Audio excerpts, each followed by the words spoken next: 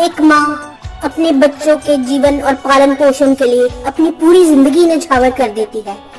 पर देखो इस चिड़िया के बच्चे को, जो अपनी बीमार माँ को बचाने की पूरी कोशिश कर रहा है। रोज उसके लिए खाना ढूंढ के लाता है और उसको ठीक करने के लिए सब कुछ कर रहा है।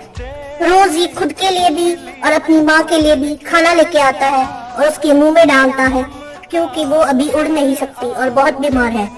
और ये इस तरह अपनी माँ को ठीक कर देता है। तो अगर आप भी अपनी माँ से प्यार करते हैं तो इस वीडियो को लाइक करिए।